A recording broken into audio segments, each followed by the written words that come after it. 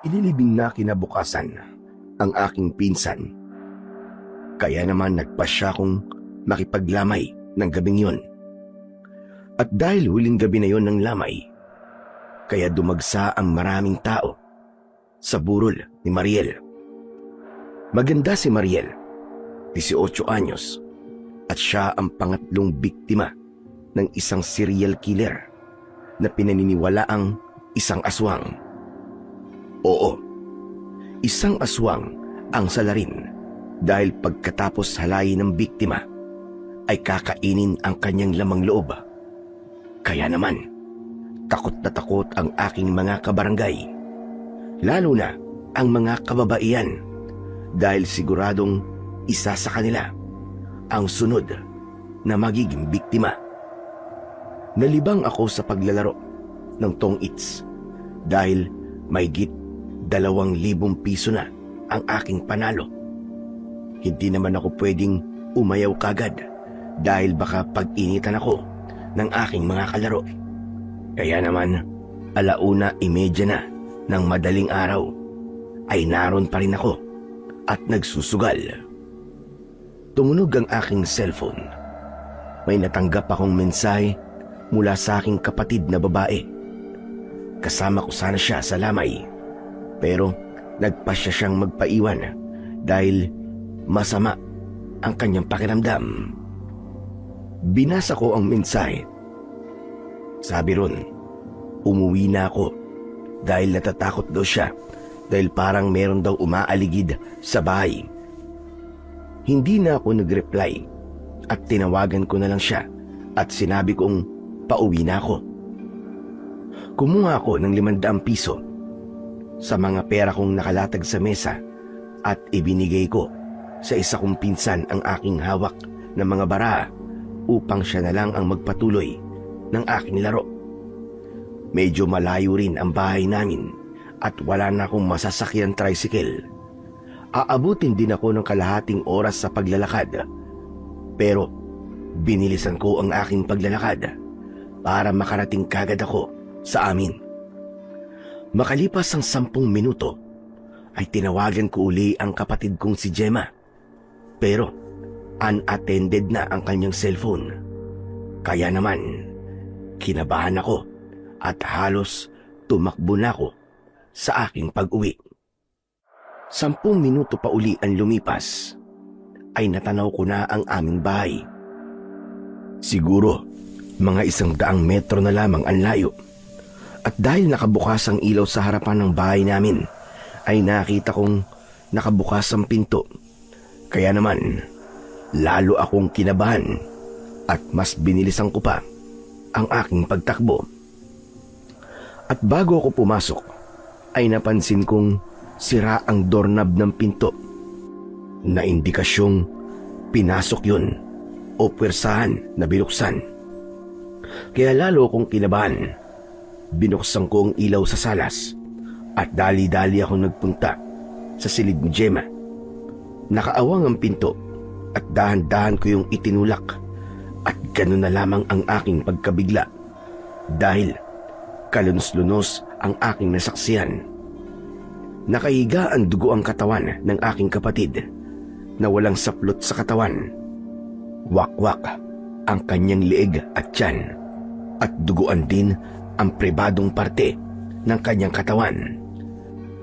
Dali-dali akong nagpunta sa lababo dahil hindi ko mapigilan ang masuka.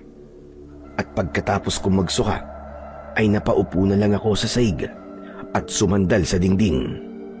Nanghihina at nanginginig ang aking buong katawan at sari-saring emosyon ang aking nararamdaman.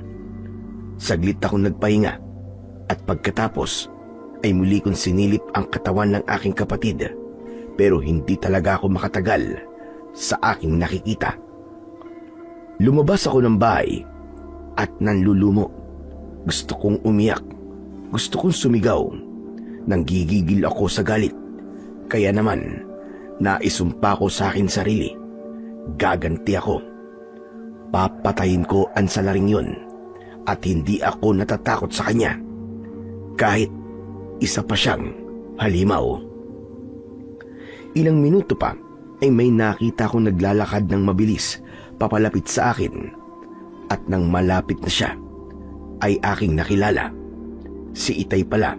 Nasa lamay din siya ng pinsan ko at naalarma siya nang malaman niyang bigla akong umalis at umuwi. Ano ba nangyari? Nagmamadali ka raw umuwi. Kaya na ba sinundan na kita rito? Hindi ako makasagot. Hindi ko alam kung anong sasabihin ko kay tatay. Hoy, ano ba? Magsalita ka. May masama ba nangyari? Teka muna, nasaan ba si Gemma? Mga impit na hikbi ang aking naisagot hanggang tuluyan na akong mapaiyak. Dali-dalim pumasok sa bahay si tatay at pinuntahan ang silid ng aking kapatid. Isang malakas na sigaw at palahaw ang aking narinig mula kay tatay. Isa lang ang ibig sabihin ng kagimbal-gimbal na pangyayaring yun. Si Gemma ang sunod na paglalamayan. Dahil si Gemma, siya ang ika-4 na biktima ng serial rapist na isang aswang. Mabilis na kumalat ang balibalita, kaya minsan pa ay nabalot talaga ng takot at pangamba ang buong barangay at mas lalong naalarma si kapitan at ang mga tauhan sa barangay. Hindi pa man nalilibing si Mariel ay may kasunod na kagad na biktima. Kumusta na, Temyong? Nasaan ang kapatid mo? Nasa puninarya pa po. Mamayang hapon pa po dadalhin sa bahay ang kanyang bangkay. Di bale. Ngayon naman ang libing ni Mariel. Kaya sa inyo ko naman ipapadala ang tolda at mga upuan. Maraming salamat po, Kapitan. Siya nga po pala. Kumusta na po ang ginagawang investigasyon ng mga pulis? Pang-4 na pong biktima ang aking kapatid. Pero wala pa rin po ba silang sospek? Wala pa nga, Temyong eh. Alam mo naman ang mga pulis, hindi sila naniniwala sa ganong kwento. Abay sabi nila, katang-isip lang daw ang mga aswang at ang iba pang mga maligno. Pero iba ang paniniwala ng ating mga kanayon. Kumbinsido silang isang aswang nga ang serial killer. Bakit po ayaw nilang maniwala na aswang ang salarin? Very obvious naman ho eh. Dahil nawawala naman loob ng mga biktima pagkatapos silang halayin at patayin. Ayon sa investigador, ay ganun daw talaga ang modus ng rapist. Kinukuha ang mga laman loob ng biktima. Nang sa gayon, ay mailigaw ang mga nag-iimbestiga. Pero kayo po ba, Kapitan Ingo?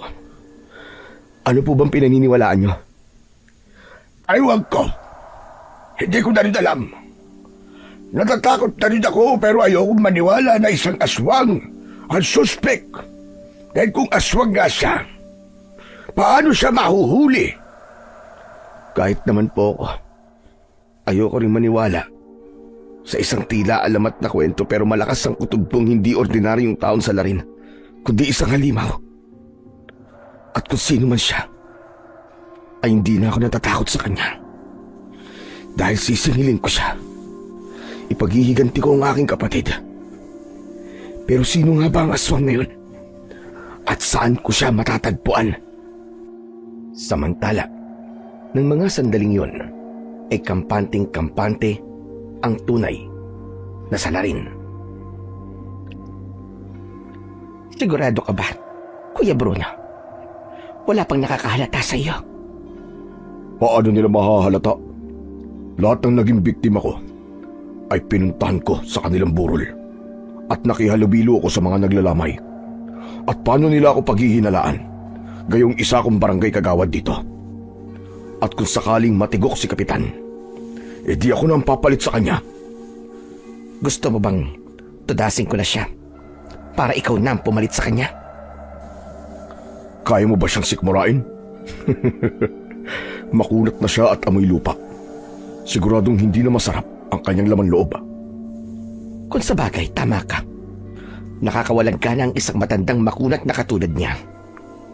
Siya nga pala, kailan ka pupunta sa burol ni Gemma? Pupunta mamaya si Kapitan at ang buong staff ng barangay. Kaya obligado rin akong pumunta. Kahit naman doon sa mga nauna kong biktima. Pumupunta kami sa unang gabi ng burol. At ganun nga ang nangyari. Dumating sina Kapitan at ang kanyang mga kagawad, pati na rin ang ilang staff ng aming barangay. Kasama ni Kagawad Bruno, ang kanyang kapatid na si Lukring na isang aswang. Nakikiramay kami sa inyo, Temyong, Mang Kulas. Huwag kayo mag-alala. Malalagpasan din nyo ito. Kaya nga naman po, Mang Kulas. Pagsubok lang po ito na dapat niyong pagdaanan.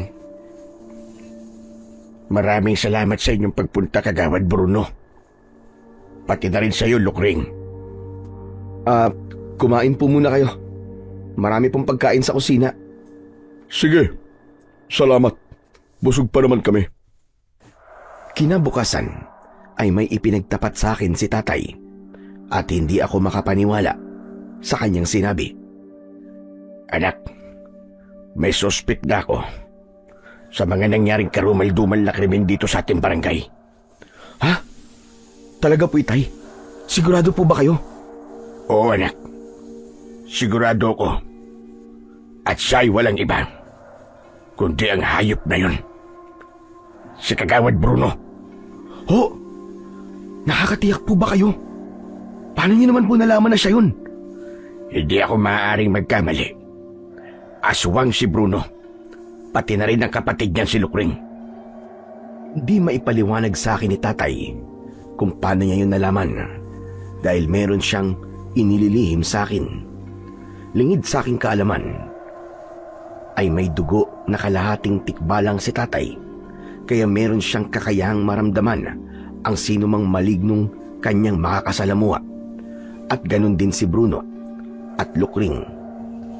Naramdaman din nila na si tatay ay isa ring maligno.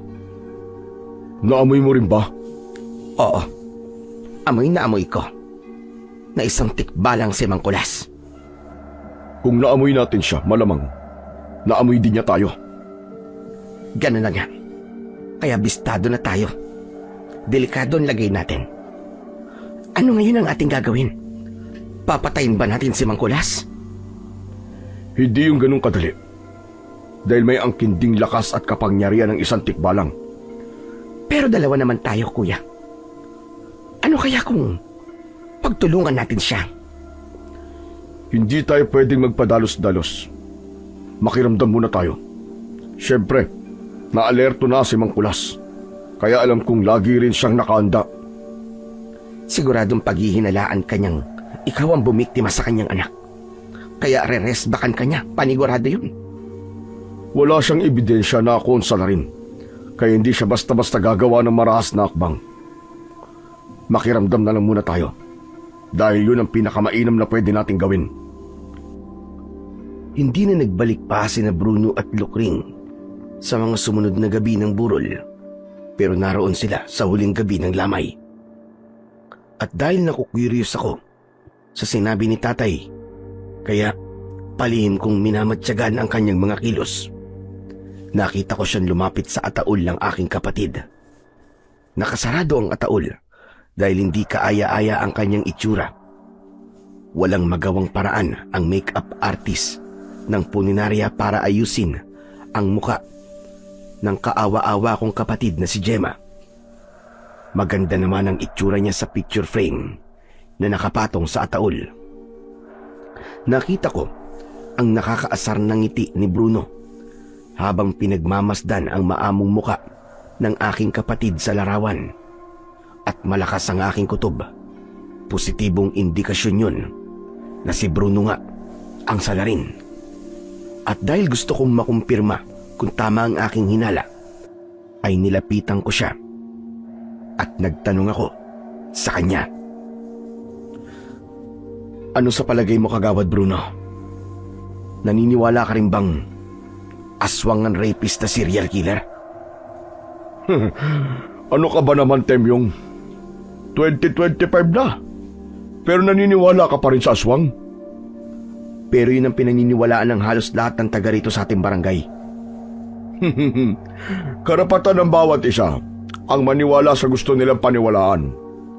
Pero hindi ako naniniwala sa isang aswang hanggat hindi pa ako nakakakita. Eka nga to see is to believe. Gusto mo bang makakita ng tunay na aswang? May alam akong paraan. Huh? Talaga? Paano? Humarap ka sa salamin. At may pangit na aswang kang makikita. Kahit pabiro ang pagkakasabi kong yun, ay parang nabigla si Bruno sa kanyang narinig at tumingin siya sa akin na para bang binabasa ang aking isip. Kaya ganun din ako. Binasa ko rin ang kanyang mga mata at ang laman ng kanyang isip. Hindi ako sigurado sa aking naging konklusyon, pero nararamdaman ko tama ang sinasabi ni tatay. Aswang nga si Kagawad Bruno, pati na rin ang kanyang kapatid. Aba, teka lang. Hindi magandang biro yan, Temyong, ha? Hindi ka nakakatawa. Grabe ka naman, Kagawad. Napikon ka ba kagad? O baka naman, guilty ka? Teka. Ano ba talaga gusto mong palabasin? Pinagbibintangan mo ba ako, ha, Temyong? O, relax ka lang, Kagawad. Cool ka lang. Natatakot na tuloy ako eh. Kung makatingin ka kasi parang gusto mo akong lapain. Nagmumukha ka tuloy totoong aswang. Biglang tumalikod si Bruno dahil napikon siya sa akin. At sapat na yung indikasyon na tama nga ang sinabi ni tatay. Isa ngang aswang si Kagawad at siya ang salarin na gusto kong paghigantihan. Pero paano nga ba ako makakaganti? Paano ko yun gagawin? Pagkatapos ilibing ang aking kapatid, ay nag-usap kami ni tatay at nasabi ko na sa kanya ang ginawa kong pagmamatsyag kay Bruno, pati na rin ang aming naging diskusyon. Kung ganun, naniniwala ka na sa akin ngayon. Opo tay, tama po kayo. Si Kagawad Bruno nga po ang humalay at pumatay kina Mariel at Gemma. At kailangan natin ba'y pagiganti ang iyong kapatid at ang mga pinatay ng hayop na aswang ngayon? Pero tay, paano po natin lalabanan ng isang aswang? Bawang at asin lang ang karaniwang pangontra sa kanila, anak. Ano naman po magagawa ng bawang at asin? Sa lalaking aswang, ay depensa lang natin yon para hindi sila basta makalapit sa atin. Pero sa babaeng aswang, kung siya isang manananggal, pwede natin lagyan ng asin at bawang ang kanyang kalahating katawan. Ang ibig po ba ninyong sabihin aabangan ko pong mahati ang kanyang katawan? At kapag iniwan na niya ang kalahati niyang katawan, ay ilalagay ko rin sa ibabaw ang asin at ang bawang? Ganun ba? Ganun na nga. Hindi na makakabalik pa ang manananggal sa kanyang kalahating katawan at mamamatay siya pagsikat ng araw. Nagkaroon ako ng ideya sa sinabing yun ni tatay. Ang kapatid ni Bruno na si Lukring ay malamang na isang manananggal. Siya ang uunahin kong patayin dahil siya ang mas mahina sa kanilang dalawa. Pero paano ko naman yun gagawin? Aabangan ko ba siya gabi-gabi? At saan ako mag-aabang nang hindi niya namamalayan? Hindi kalayuan ang bahay nila sa amin. Kaya naman, makakapagmanman ako malapit sa lugar nila. Nagsuot ako ng black pants at black jacket. May suot din akong cap at sunglass upang nang sa ganun ay walang makakakilala sa akin. Nilibot ko ang buong kapaligiran ng kanilang bahay. Wala namang ganong tao sa paligid, kaya madali kong naisasagawa ang pagmamanman. Maagang umaalis ng bahay si Bruno para mag-report sa barangay. 8:00 pa lamang ng umaga ay lumalabas na siya sa kanilang bahay. Pero wala siyang regular na oras ng pag-uwi. Minsan 5:00 ay nasa bahay na siya.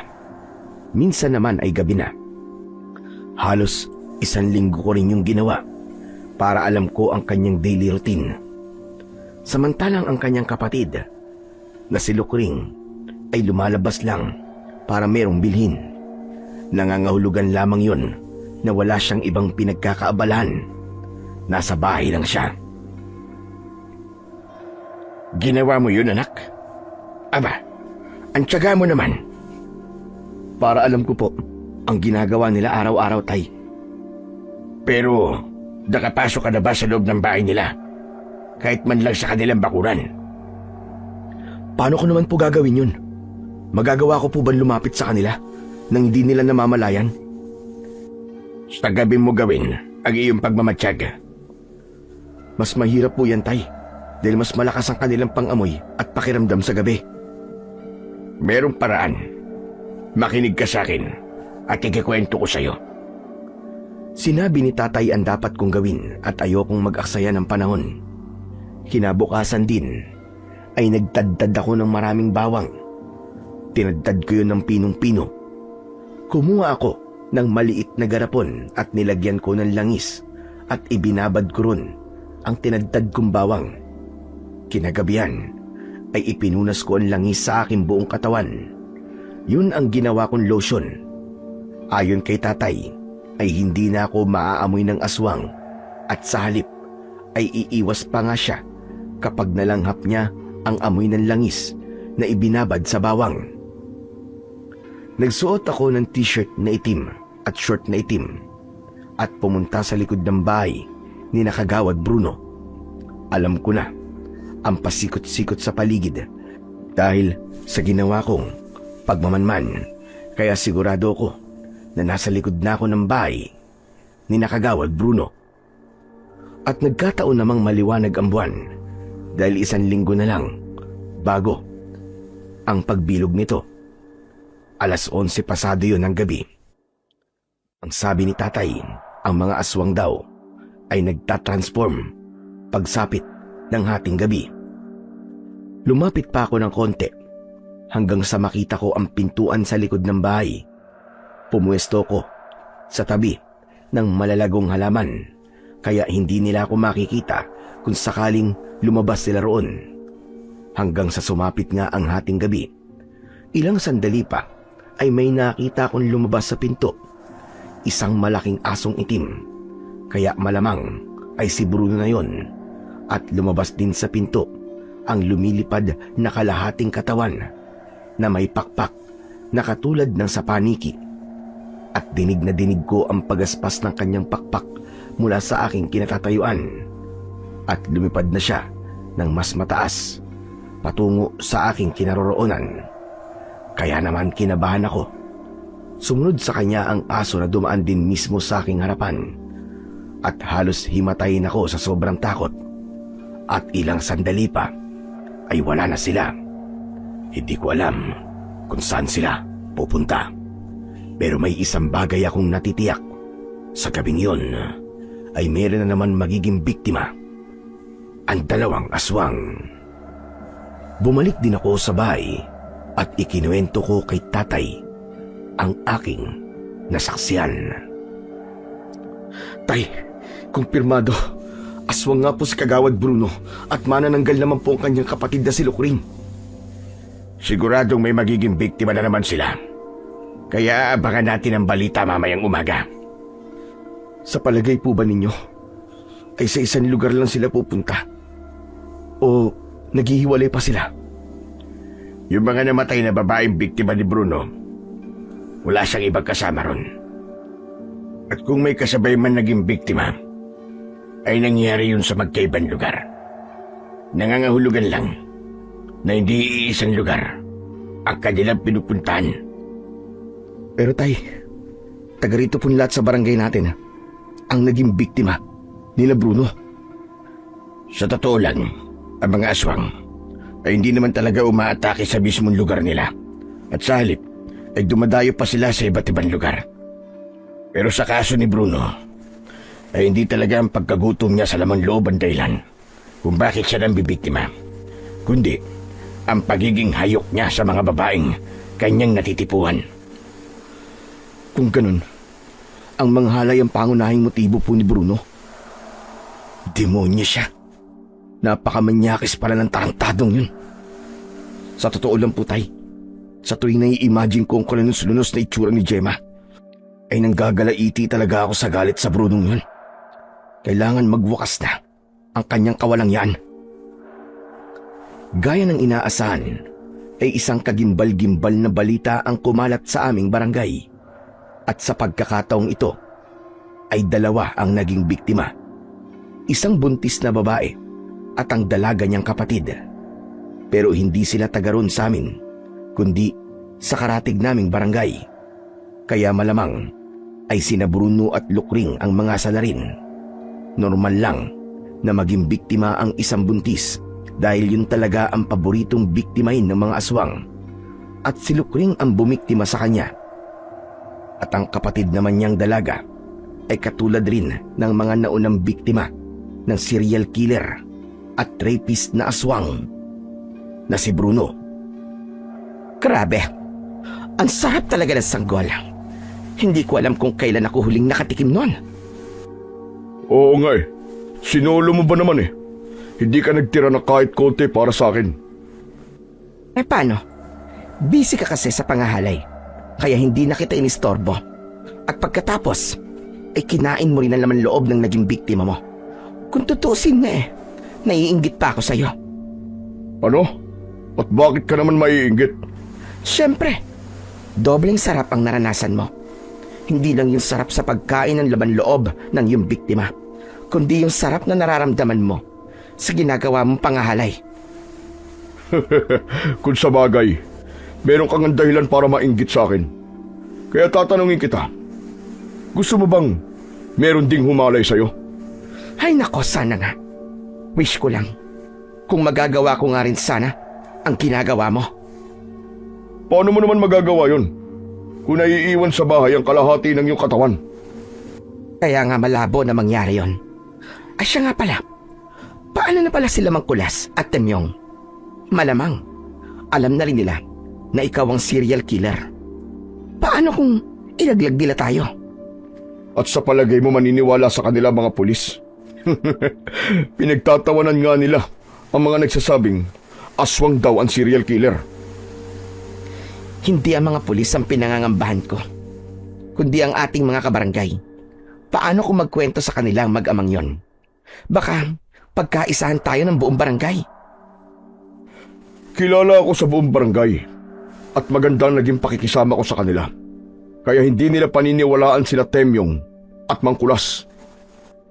May punto si Bruno sa sinabi niyang yon, dahil wala talagang maniniwala sa amin ni tatay kung sasabihin namin ang aming nalalaman, at maging si Kapitan ay hindi maniniwala sa amin dahil close silang dalawa ni Bruno.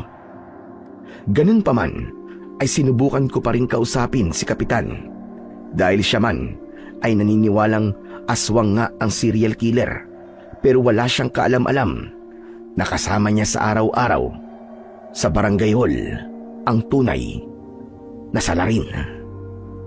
Grabe na talaga ang mga nangyayari, Kapitan. Panglima na ang sumunod na biktima. Oo nga eh. Pero nagpapasalamat pa rin ako. Dahil sa pagkakataong ito, ay hindi na taga rito sa atin ang huling biktima. Pero, wala pa ba talaga kayong ideya kung sino po ang salarin, Kapitan? Kung ang mga pulis nga ay walang alam, ako pa kaya?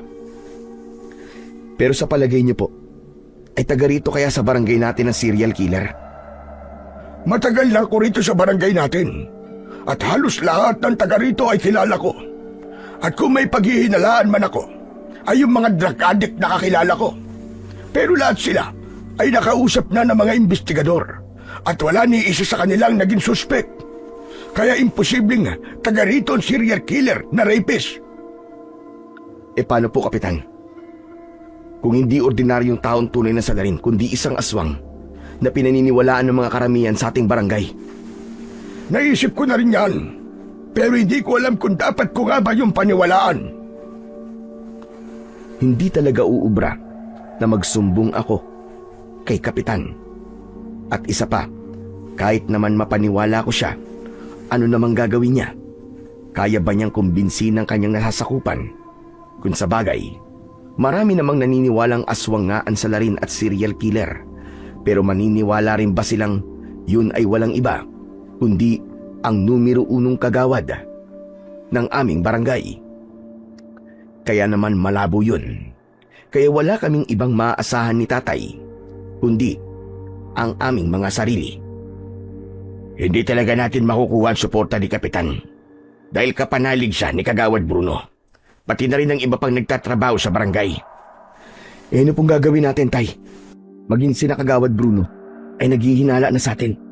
Kaya paano kung bigla nila tayong salahayin? Hindi nila yung basta-basta magagawa. Magdadalawang isip sila. Pero tayo, ang hindi dapat magdalawang isip. Kaya bumalik ka sa bahay nila sa kabilugan ng buwan.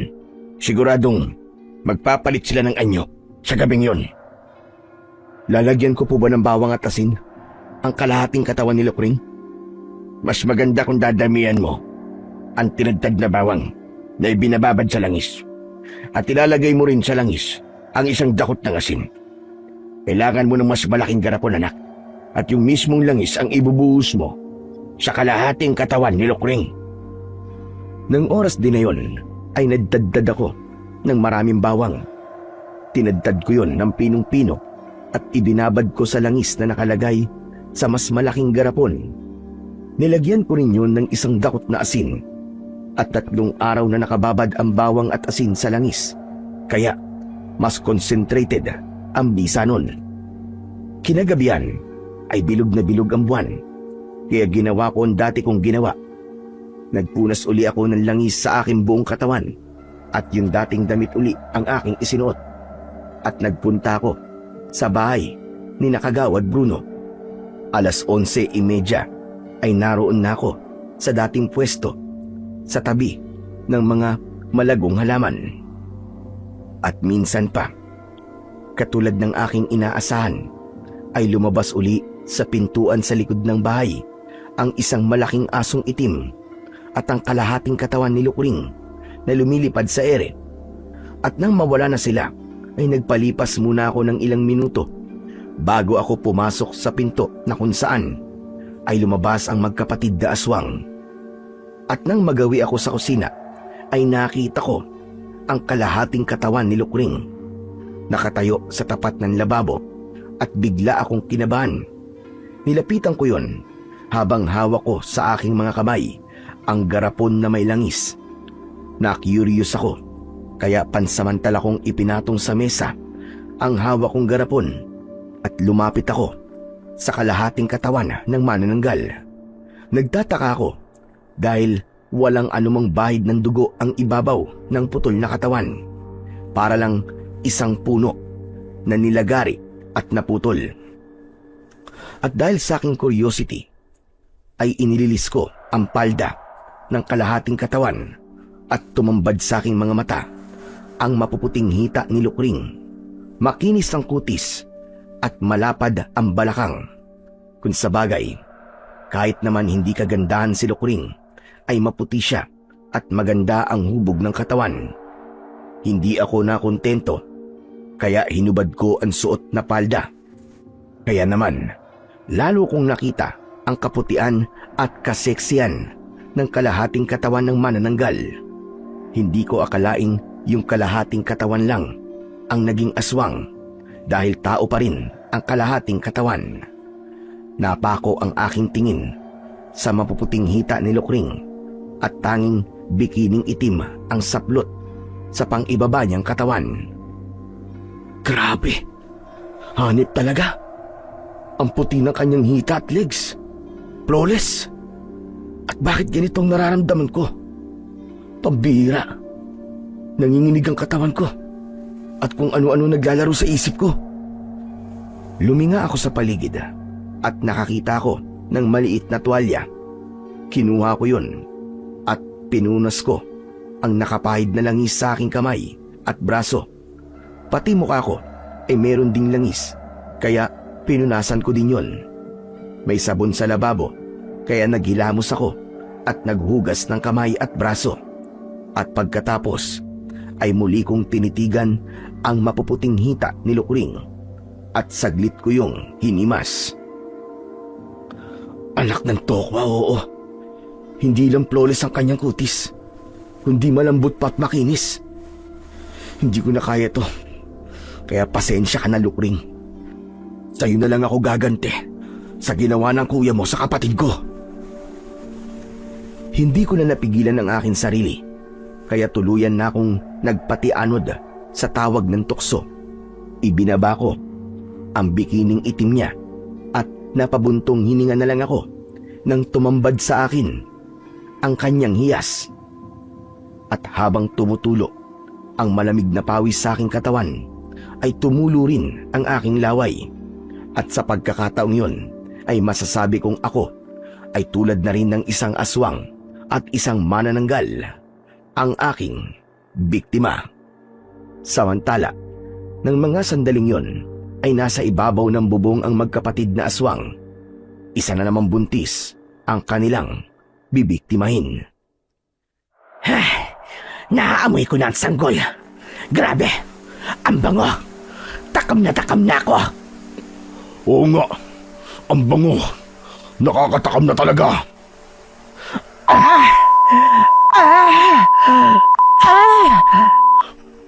Uy, Lukring, ano ba nangyayari sa'yo? Ang sarap, Kuya Bruno. Ang sarap. Ang sarap talaga. Grabe ka naman sa imagination mo. Nararamdaman mo bang para ka nang kumakain ng sanggol ngayon? Hindi ganun, Kuya Bruno. Ang pakiramdam ko, ako ang kinakain. Bakit ganun? Bakit ang sarap?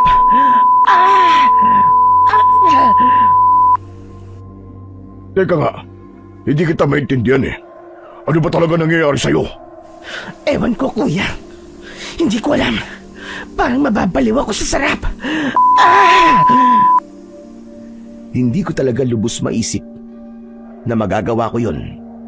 Kung sa bagay, 3 taon na akong tigang dahil taon na rin ang nakalipas pagkatapos kong makipag-break sa aking girlfriend. Kaya hayon, sisid marino ang ginawa ko sa kalahating katawan ni Lukring at nagkataong may bigote pa ako. At doon ko napagtanto na nararamdaman pala niya ang ginagawa ko. Kaya naman biglang gumalaw at pumulupot sa aking likod ang isa niyang paa at binti. Samantalang ang isa pa niyang paa ay itinulak pakabig ang aking ulo at lalo niyang isinubsob sa kanyang hiyas. At dahil sa kanyang reaksyon ay natakot ako at gusto kong kumalas, pero lalong humigpit ang pulupot ng kanyang mga paa sa aking katawan na halos magpambuno na kami. Pero pinilit ko talagang makawala hanggang sa ako ay makahugalpos at dali-dali akong umalis. Nakarating ako sa bahay, nadala pa rin ang garapon ng langis. Hindi ko na isa katuparan ng aking plano. Kaya ganun na lang ang pagkadismaya ni tatay. Anak ka ng wedding Temyong, oh. Naroon ka na eh. Bakit hindi mo ibinuhos yung dala mong langis sa kalahating katawan ni Lukring? Pasensya na, tay. Nagambala kasi ang utak ko eh. Anong ibig mo ba sabihin? Tay, kasi na-curious kasi ako. Kaya tinignan ko kung anong itsura ng kalahating katawan ni Lukring. Tinanggal ko at inubad ang kanyang palda. Walang hiya ka. Binusuhan mo pa ang manananggal na yun. Hindi ka man lang ba nandire? At bakit naman po ako mandidiri, tay? Ang puti nga po ng legs niya eh, flawless talaga. Pambibabaks po ang dating. Tapos ang kinis pa po. Tapos ang lambot ng kanyang kutis. Naku po, nalinti ka na sa Santissima Kulasang Pinong-Pino. Ano bang katarantaduan ang pumasok sa kukote mo, ha? Ay naku, tay. Sinabi niyo pa. Kaya hindi ko nga po napigilan ang sarili ko eh. Bakit? Ano bang ginawa mo? Ipinigtapat ko kay tatay ang aking ginawa at halos matulala siya habang ikinikwento ko ang mga pangyayari. Hindi siya makapaniwala sa kanyang narinig. Grabe ka, Temyong. Ibang klase ka rin. Hindi ko lubos maisip na magagawa mo yun. Bakit tay? Nai-imagine niyo po ba ang naging eksena namin ni Lukring? Sinabi mo pa, para tuloy ako nanonood ng Viva Max. Pansin ko nga po tay. Ayan oh, biglang may bumukol po sa harapan ninyo. Anak ka ng teteng, napansin mo pa yun? Bitin pa nga ako sa storya mo eh. Tama po kayo, bitin talaga. Dahil hindi ko po na isa katuparan ang gusto kong gawin. Ewan ko lang kung magkakaroon pa ako ng isa pang pagkakataon, tay. Damuho ka talagang bata ka, oo. Huwag mong sabihin, naghahangad ka pang masundan ang pangyayaring yun. Siyempre naman po, bitin ang part 1 eh, kaya dapat may part 2. Gaya nga po na nasabi nyo, tay, para lang po kayo nanonood ng Viva Max, pero bitin ang istorya. Sana nga pang Viva Max. Pero paano kung pang shake, rattle and roll ang sumunod na eksena? Siyempre, malalaman ni na Bruno at Lukring ang ginawa mong kapangasan, kaya malamang na pag-iinitan kanila. Wala naman po silang ebidensya na ako ngayon. Oo nga, pero ikaw pa rin ang pangunahing sospek. Kaya mag-iingat ka, Temyong. Bakit tay, pwede rin po kayo maging sospek kaya mag-iingat din po kayo. Samantala, sa pagbabalik ng magkapatid na aswang sa kanilang bahay, ay gano'n na lang ang galit at panggigigil ni Bruno. Napakawalang hiya niya! Papatayin ko siya! Relax ka lang, kuya. Kumalma ka lang. Paano ako magiging kalmado? Pinagtangkaan kang halayin ng hudas na yun. Hindi naman big deal sa akin yun, kuya. Sa katunayan nga nag-enjoy pa ako sa ginawa niya. Umayos ka, Lukring, ha? Ngayon ko lang nalamang malandi ka pala. Pwede ba, kuya? Humarap ka muna sa salamin bago mo ako pagsabihan ng ganyan. Mas masahol pa nga ang ginagawa mo eh. 5 na ang babaeng hinalay mo. At hindi naman pa pwedeng ikaw lang ang may karapatang lumigaya at masarapan. Siyempre ako rin. Pero nalagay sa peligro ang buhay mo, Lukring. Paano? Kung lagyan niya ng bawang at asin ang kalahati ng katawan mo. Nakita naman natin yung patak ng langis sa sahig, di ba? Amoy bawang na may asin. Pati yung tuwalya ko, may langis ding amoy ng bawang. Sa tingin ko, ayun talaga ang binabalak niya. Natuksulan siya sa kalahati mong katawan. Kaya hindi niya itinuloy ang masama niyang plano. Kaya nga, buhay pa ako. Kaya wag kang high blood masyado, kuya. Forget about it, my dear brother. Cool ka lang. Hindi ako matatahimik hanggat hindi ko nalalaman kung sino ang manyakas na yun. At walang ibang pwedeng gumawa nun, kundi si Mang Kulas. O kaya naman, ay si Temyong. Malamang si Temyong yon. Dahil naramdaman ko, meron siyang bigote. Napaliyad pa nga ako sa sobrang kiliti. Talaga lang ha. Humanda siya sa akin. Dahil papatayin ko siya. Yan ang wag na wag mong gagawin. Dahil ako ang makakalaban mo. O hindi. Nalintikan na. Mukhang na-in love pa yata sa akin si Lukring. Pero okay lang. Dahil pabor yun sa akin.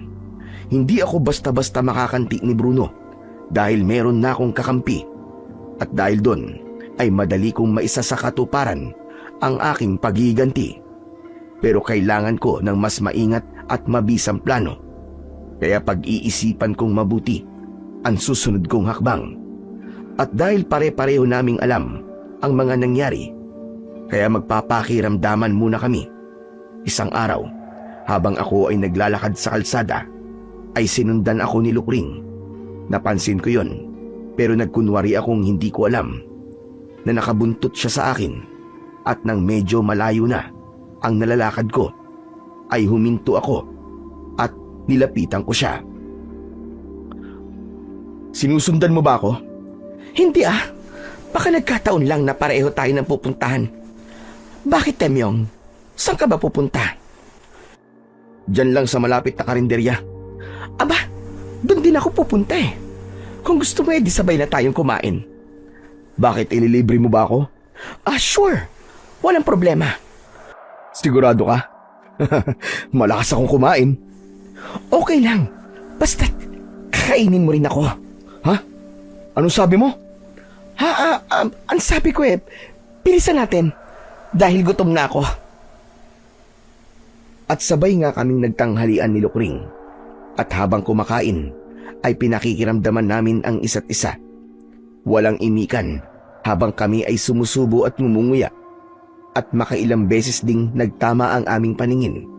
Pero hindi naman magawang titigan ang isa't isa dahil parang napapaso kami at naiilang na rin. Napansin ko siya na pangiti-ngiti kaya't ako ang bumasag ng katahimikan. Lukring, bakit parang pangiti-ngiti ka riyan? May nakakatawa ba? Wala. Bakit may problema ba? Bawal na ba ang pagngiti ngayon? Hindi. Okay lang. Walang problema. Pero bakit ka nga ba napapangiti? Ano bang nagpapangiti sa'yo? Wala yon. May naalala lang akong masayang pangyayari. Talaga? Gaano naman kasaya? Ay nako, kung alam mo lang. Super saya talaga. Nung isang gabi lang nangyari. At sana nga, maulit muli eh. At sa susunod, wag nang patago.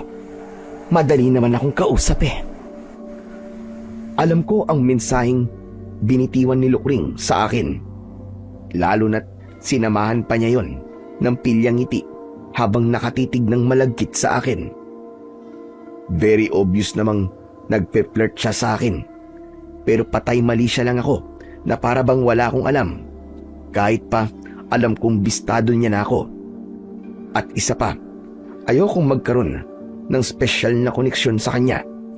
At higit sa lahat, ay ayokong mahulog ang loob ko sa kanya dahil magiging malaking hadlang yon para maisakatuparan ko ang aking paghihiganti. Teka muna. Bakit sa akin mo yan sinasabi? Kasali ba ako ron?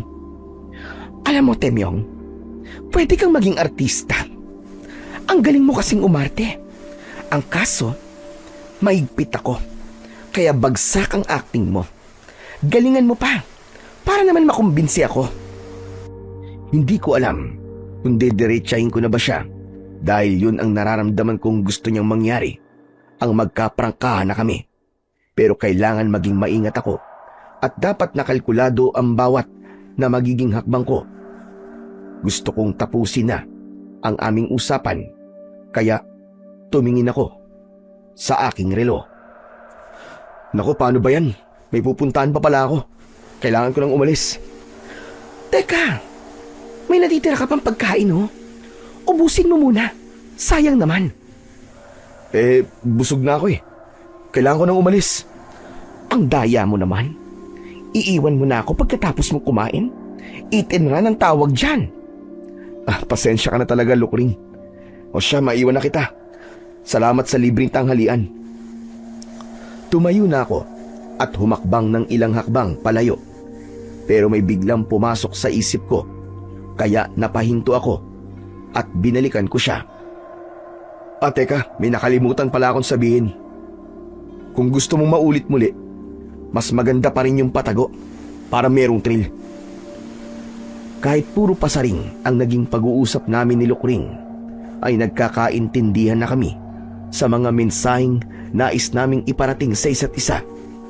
Hindi namin magawang magkaprangkahan dahil pareho kaming naiilang, dahil alam naming nakakahiya pa ring pag-usapan ang namagitan sa amin at kung ano nga ba ang susunod na kabanata ay hindi namin alam.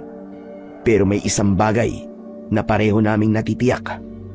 Nananabi kami at nasususpense kung ano nga ba ang sunod na mangyayari.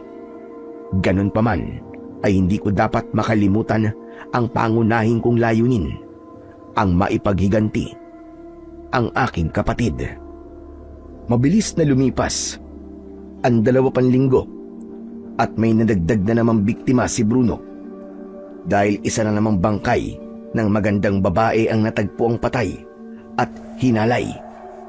Isang batang-bata at 15 anyos na babae mula sa aming karatig na barangay. Pambihira. Wala talagang patawad si Bruno. Kahit sino na lang na kanyang makursunadahan. Wala siyang pinipili. At sukdulan na ang kanyang kademonyohan. Opo tay, tama kayo. Kaya kailangan po na matapos na po ang kanyang kasamaan. Oo anak, lahat naman ng bagay ay mayroong katapusan. Kaya darating din ang kanyang katapat. Pero tay, kailan pa po yun? Hindi ko na mahihintay pa ang araw na yun. Kailangan makaisip na ako ng paraan kung paano ko siya papaslangin. Kalimutan mo na ang binibalak mo. Dahil sigurado mapapahama ka lang. Bakit tay? Wala na ba talaga kayong balak na bigyan ng hustisya ang sinapit ni Gemma? Napatawad yun na po ba si Kagawad Bruno sa karumal-dumal niyang ginawang kawalang yan? Siyempre hindi. Dahil pwede naman tayong gumanti at maningil sa ibang paraan. Po, teka. Ano pong ibig niyo sabihin, tay? Tapusin mo na ang iyong naumpisan. Palayin mo rin at patayin si Lukring. Ganun naman talaga ang plano ko, tay. Hihintayin ko ang sunod na pagbilog ng buwan at sa gabi niyong ko isasakatuparan ng aking pagigigante hanggang sa dumating na ang araw na aking pinakahihintay. Samantala, dumako naman tayo sa bahay ni Lukring. Nanggaling ako sa bahay ng dati kong classmate nung high school pa kami at may kapitbahay silang buntis. Kaya natatakam na naman ako, kuya. Hindi na muna ako sasama sa'yo dahil may iba akong pupuntahan mamaya. May bago rin akong prospect. Hindi na lokal, kundi imported. Isang sexy at magandang Amerikana. Sa wakas, ay makakatikim din ako ng ibang lahi. Ibang klase ka talaga, Kuya Bruno. Habang tumatagal, ay nagle-level up na ang iyong kamanyakan. Hindi mo pa kasi nararanasan tumirik ang iyong mga mata sa sobrang kaligayahan. Maiintindihan mo rin ako kapag nakarating ka na sa ikapitong langit. Huwag kang mag-alala. Malapit na, Kuya Bruno. Dahil pupuntahan ko rin ang sinasabi mong ikapitong langit. Matagal ko nang pinaghandaan ang araw na yon. Mahigit 1 linggong nakababad sa isang garapong langis ang tinadtad na bawang. At syempre, may kasama ring asin. Hindi ko lang uulitin ang dati kong ginawa, kundi mas higit pa ron ang aking gagawin. Pangalawang pagkakataon na ito, Temyong. Kaya sana naman ay hindi ka na muling mabigo. Hindi na po, tay. Hindi na mangyayari yon. Dahil ang gabing ito ay ang araw ng paniningil. Magbabayad si Bruno sa kanyang utang sa atin at ang kawawang Lukring dahil siyang magiging pambayad ng kanyang kapatid. Siguraduhin mo lang, anak, na hindi ka sasablay. Hindi po, tay. Dahil siguradong sureball ang aking gagawin. Minsan pa ay pumunta ako sa bahay ni Bruno at dala ko uli ang isang garapong langis. Hinintay kong muling makaalis ang magkapatid na aswang at pagkapasok ko sa pinto ay ipinatong kong muli sa mesa ang garapon ng langis. Hinanap ko ang kalahating katawan ni Lukring pero hindi ko natagpuan sa kusina sa dati niyang tinayuan. Pumasok ako sa salas pero wala rin doon ang aking hinahanap. May ikalawang palapag ang bahay kaya umakyat ako sa hagdan. May 2 kwarto at tinangka kong pumasok sa unang silid. Nakalak ang pinto kaya yung pinto sa pangalawang silid ang tinangka kong buksan at nabuksan ko naman. Madilim sa loob kaya kinapa ko ang switch ng ilaw at nang bumukas ang ilaw ay tumambad sa aking harapan ang kalahating katawan ni Lukring na nakatayo sa gilid ng kama. Wala nang suot na kahit na anong saplot, kaya biglang bumilis ang pintig ng aking dibdib at napalunok na lang ako habang nakatitig sa matambok na pisngi ng langit. Para itong isang sundalo na naka-full battle gear at handang-handa sa isang umaatikabong bakbakan. Naamoy ko rin ang napakabango niyang pabango, kaya para akong bakal na hinahatak ng kalahating katawan ni Lukring na para namang isang magnet. Ibang klase ka, Lukring. Talagang pinaghandaan mo ang gabing ito. Kaya huwag kang mag-alala. Dahil sulit ang iyong paghahanda. Dadalhin talaga kita sa langit. Pero ikinalulungkot ko. Dahil pagkatapos kitang dalhin sa langit, ay itutulak naman kita sa impyerno. Grabe. Ang sexy mo talaga. nanggigigil na ako sa'yo. Bagamat nanggigigil ako, ay sinikap ko pa rin kontrolin ang akin sarili. Hindi ko kailangang magdali, kaya dinahan-dahan ko lang. Inihiga ko sa kama ang kaakit-akit na kalahating katawan ng manananggal. Inumpisaan kong halikan ang kaliwa niyang talampakan at pagkatapos ay hinalikan ko rin ang dulo ng pinakamaliit na daliri ng kanyang paa.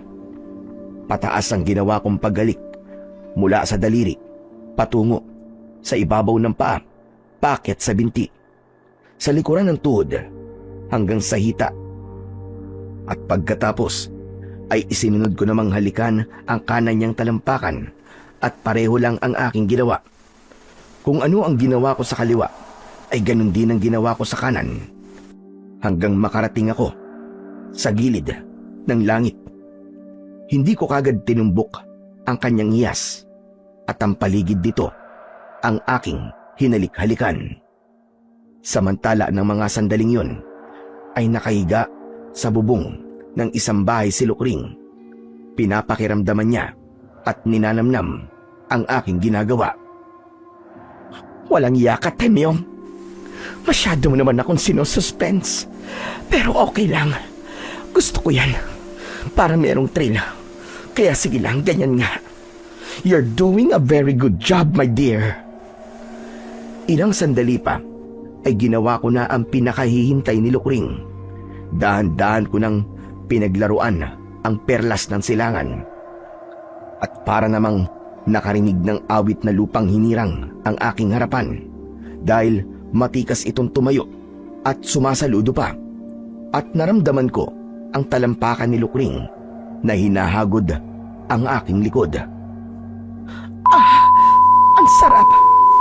Sige lang, ganyan nga, Temyong. Huwag kang bibitaw. Hayop ka talaga. Mababaliw ako sa sarap. Alam kong gustong-gusto ni Lukring ang aking ginagawa dahil napapaliyad pa siya. Kaya naman, mas binilisan ko pa ang paghagod ng aking muka sa pagsisid sa perlas. Kaya naman, habol hininga ang pag-ungol ni Lukring sa ibabaw ng bubong at unti-unting tumirik ang kanyang mga mata dahil sa nakakabaliw na ligayang kanyang nararanasan. Habang pabilis ng pabilis ang aking paghagod, ay palakas naman ng palakas ang ungol ni Lukring na sinabayan pa ng malakas ding pag-alulong ng aso. Ang maliwanag na bilog na buwan ay nagtago sa ulap na parabang nahihiya sa kanyang naririnig at nasasaksihan. Hindi na ako nagpapigil at hinubad ko na ang suot kong short dahil maging si Junjun ko ay gusto na ring sumisid sa perlas, hindi lang sa bandang silangan kundi pati na rin sa kanluran. At tunay ngang masikip ang lagusan papuntang langit. Aray ko po! Ang sakit! Dahan-dahan lang, Temyong! Masakit talaga! Nakailang beses din akong labas-pasok sa makipot na pinto hanggang sa makarating ako sa langit. Saglit akong humiga at nagpahinga dahil pakiramdam ko ay naubos ang aking lakas. Biglang pumasok sa isip ko ang garapong may lamang langis, kaya tumayo kagad ako at nagbihis. Dali-dali akong bumaba upang kunin yun at ibuhos sa kalahating katawan ni Lukring. Hawak ko na ang garapon at lumakad ako papuntang hagdan, pero napatigil ako pagkarating ko ng hagdan. Teka muna, tama ba talaga itong gagawin ko? Kapag tinapos ko si Lukring, ay siguradong tapos na rin ang kaligayahan ko. At bakit siyang sisingilin ko? Gayong si Bruno naman talaga ang may utang sa akin. Nagdadalawang isip ako dahil nalilito ko at hindi ko na alam ang gagawin ko. May dalawang puwersang humahatak sa akin at may dalawang tinig akong naririnig. Ang isang tinig ay nagsasabing, "Ano pang hinihintay mo, Temyong? Gawin mo na ang dapat mong gawin. Bilisan mo, bago pa maging huli ang lahat." At ang kataliwas na tinig naman ay nagsasabing, "Huwag, Temyong.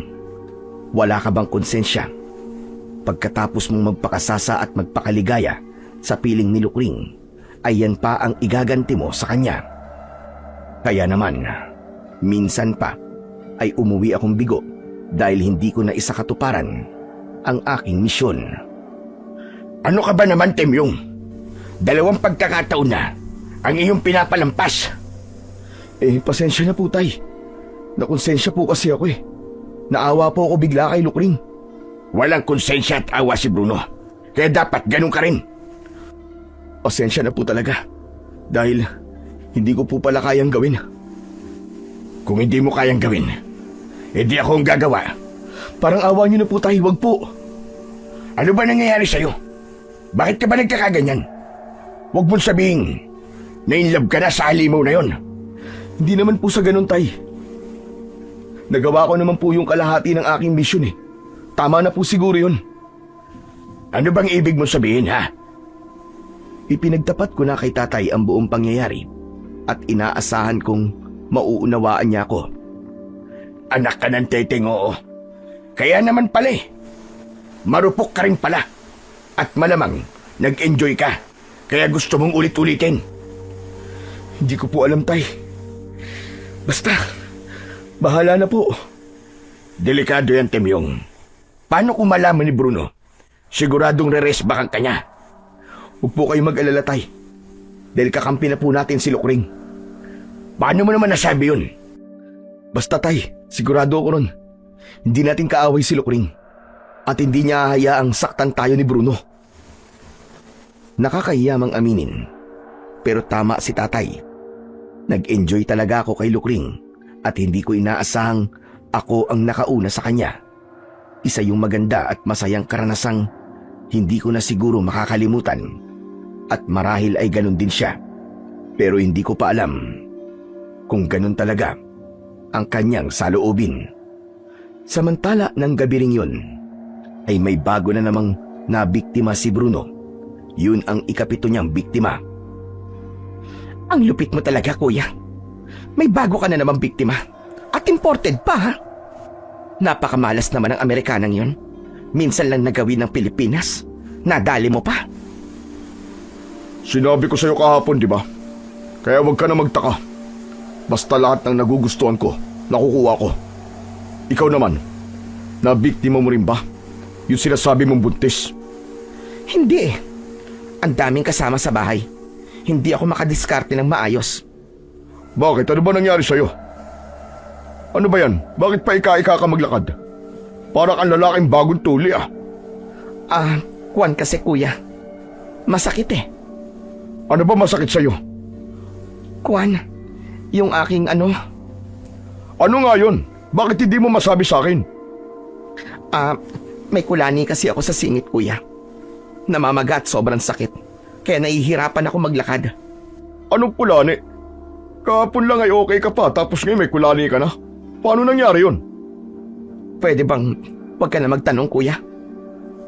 Bakit ba hindi mo ako masagot ng diretso? May itinatago ka ba sa akin, ha, Lukring? Ano namang itatago ko sa'yo, kuya? Halatang halata kasi sa mga kinikilos mo. Hindi ka kagad makasagot sa tanong ko. At nabubulol ka pa. Kung mag-iimbento ka ng kasinungalingan, tiyakin mo munang kapanipaniwala. Bakit, kuya? Kaya mo bang patunayang nagsisinungaling nga ako sa'yo? Oo naman. Sige nga, ipakita mo nga sa akin yung kulani. Hay nako, ewan ko sa'yo, kuya. Kung ayaw mo maniwala, edi wag. Ang namagitan sa amin ni Lukring ay may malaking pagbabago sa balak kong paghiganti. Hindi ko na kasi alam kung magagawa ko pa nga ba ang planong na pagkasunduan namin ni tatay. Pero si tatay desidido siya. At dahil wala na siyang tiwala sa akin, ay nagplano siyang mag-isa. Mukhang nahulog ng loob ni Temyong kay Lukring. Kaya hindi ko na siya pwedeng asahan. Ako na lang ang gagawa ng hindi kayang gawin ng aking anak. Kaya hihintayin ko ang susunod na kabilugan ng buwan. Hindi ko alam kung may alam na si Bruno sa namagitan sa amin ni Lukring, kaya minsan pa ay minanmanan ko ang mga kilos niya katulad ng nauna kong ginawang surveillance. Hindi lang siya ang minanmanan ko, kundi pati na rin si Lukring. Wala naman akong nakitang pagbabago sa pang-araw-araw na ginagawa ni Bruno. Halos katulad pa rin yun ng dati. Pero may kakaiba akong napansin kay Lukring. Halos ay lumalabas siya ng bahay na para bang meron siyang inaabangan. At minsan nga ay nakita ko siyang nagawi malapit sa bahay namin at pasulyap-sulyap pa sa bahay namin. Marahil ay ako ang hinahanap niya at nagbabaka sakaling muli kaming magkikita. Kung sa bagay ako man, ay naku-curious na rin. Ano ba magiging reaksyon namin sa muli naming pagkikita? Maiilang na ba kami sa isa't isa? Magkakahiyaan na ba kami? O magiging kampante na kami sa isa't isa? Malalaman ko lang ang sagot sa mga tanong na yun kung magkikita nga kami. Isang araw, habang aking minamanmanan si Lukring, ay palihim ko siyang sinundan. Nakamaong pants siya at meron ding jacket na maong. May suot siyang sombrero at salamin. Kaya naman nahulaan ko ang kanyang gagawin. Magmamanman din siya katulad ng ginagawa kong pagmamanman. At tama nga ang hula ko kung saan siya pupunta. Palingalinga siya at dahan-dahang pumunta sa tapat ng bahay namin. Nakatayo siya sa tapat ng aming gate at sumilip sa aming bakuran. Wala siyang kalam-alam na nasa bandang likuran lang ako at ilang metro lang ang layo sa kanya. Nakatago ko sa likod ng isang poste kaya hindi niya ako nakikita. Dahan-dahan akong lumapit sa kanya. Nang hindi niya namamalayan, nakadungaw pa rin siya sa aming gate at palingalinga sa loob na para bang meron siyang hinahanap hanggang makalapit ako sa bandang likuran niya. "Sinong hinahanap mo?" Nagulat siya at napalingon sa kanyang likuran. Temyong, ikaw pala. "Naligaw ka yata. Ano bang sadya mo?" Wala. Napadaan lang ako. Sige. Aalis na ako. "Teka, sandali lang. Mag-usap muna tayo. Halika, pumasok tayo sa loob." Nakakahiya naman sa tatay mo. "Wala si tatay. Pinuntahan niya ang isa niyang kumparing may birthday kaya malamang gabi na ang dating nun." Binuksan ko ang gate at ako ang naunang pumasok. Pero hindi siya umalis sa kanyang kinatatayuan at nagkatinginan kami. Saglit na nag-usap ang aming mga mata. "Huli ka na, pumasok tayo sa loob. Huwag ka na mahiya." Naramdaman kong nag-aalangan siyang pumasok pero nakumbinsi ko pa rin siya. At habang naglalakad kami papasok sa loob, ay biglang bumilis ang tibok ng aking dibdib at unti-unting nag-init ang aking katawan dahil bigla kong naisip ang mga namagitan sa amin, lalo na nang malanghap ko ang amoy ng mabango niyang buhok, amoy shampoo, kaya malamang ay naligo muna siya bago umalis ng bahay. At nang makapasok na kami sa loob ng bahay, ay nagtama uli ang aming paningin at lalong bumilis ang tibok ng aking dibdib. At halos pareho kaming napasok sa malagkit naming pagtitig sa isa't isa. At kahit walang sinasambit na salita ang mga mata naming nag-uusap, ay nagkaintindihan kami dahil maliwanag ang mensaheng gusto naming iparating sa isa't isa. Hindi ko na napigilan ang aking sarili. Kinabig ko siya at hinalikan sa labi. At hindi naman siya pumalag at sa halip ay yumakap pa siya sa akin at naging madiin ang paglalapat ng aming mga labi. Mainit at nag-aalab. At nang kami ay bumitaw at nagkatinginan, nag-usap na naman ang aming mga mata at minsan pa ay muli ko siyang hinalikan. Mas madiin, mas maalab at mas matagal, kaya naman halos mapigtal ang aming hininga nang magbitaw ang aming mga labi. Nagkatinginan uli kami at pareho kaming napangiti at biniro ko pa siya. Ano? Masarap ba? Oo naman, Temyong. Alam mo bang, ikaw ang aking first kiss. Talaga? Ang swerte ko naman kung ganun. Ikaw ba? Nasarapan ka rin ba sa aking halik, ha, Temyong? Siyempre, masarap ang mga labi mo eh. Pero ano, Temyong? Sabihin mo. Mas masarap halikan ang isa mo pang labi. Yung isa mong labi na may perlas. Ano ka ba? Huwag mo na nga yung ipaalala sa akin dahil tumatayo ang mga balahibo ko. Ako rin, Lukring. Pero hindi lang ang balahibo kong tumatayo kapag naaalala ko yon. Ay nako, ikaw talaga. Napakapilyo mo. Pero nagustuhan mo naman ang kapilyuan ko, di ba? Kaya ka nga nagpunta rito eh. Dahil namimiss mo yun. Oo na. Aaminin ko, Temyong. Maiiya pa ba ako pagkatapos ng mga nangyari sa atin? Siya nga pala. May pagkain ba rito? Nagugutom na ako eh. Hindi pa ako nagtatanghalian. Oo, marami pang pagkain sa rep. Kumain muna tayo at pagkatapos, ikaw naman ang kakainin ko. Hindi ko talaga sukat akalain ang malaking pagbabago sa takbo ng mga pangyayari. Dahil ang babaeng gusto kong halayin at patayin dati ay pinapantasya ko na ngayon at pinananabikan. May kanin sa ref, kaya ininit ko yun, pati na rin ang sinigang na baboy, at yun ang aming tinanghalian. At habang kami ay kumakain, nagkwentuhan kami. May alam ka na ba tungkol sa tatay mo? Ano?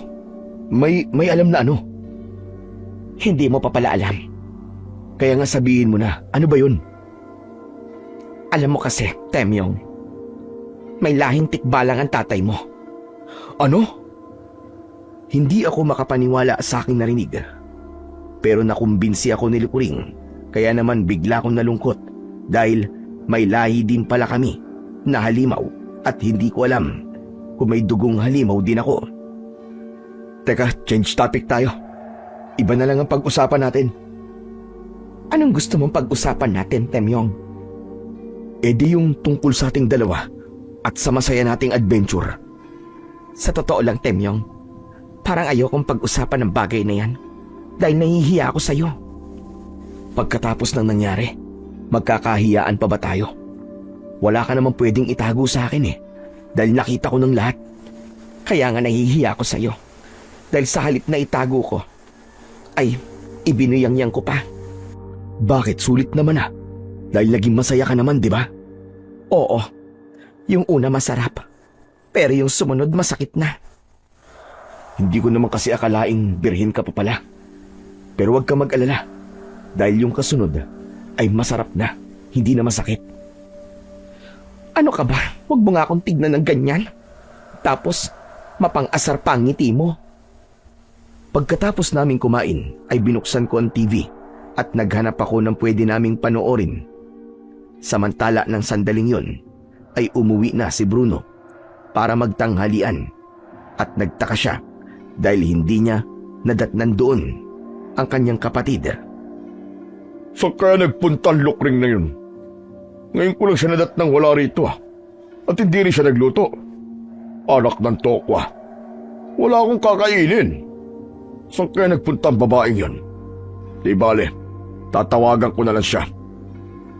Nagring ang cellphone ni Lukring dahil hinahanap na siya ni Kagawad Bruno. Pero hindi niya yon sinagot. At para hindi uli siya matawagan, ay in-off na lang niya ang kanyang cellphone at nagpatuloy kami sa panonood ng Korean love story. Hanggang makita namin ang isang eksena na kung saan ay naghalikan ang bidang lalaki at ang bidang babae. At sa kanilang paghahalikan ay nakarating din sila sa kama. At pagkatapos ay dun na naganap ang isang umaatikabong bakbakan. Nagkatinginan kami ni Lukring at syempre, ano pa nga ba ang sunod na mangyayari kundi katulad din ng aming pinapanood na eksena. Hinalikan ko sa labi si Lukring at pagkatapos ay ang leeg naman niya ang pinaliguan ko ng halik.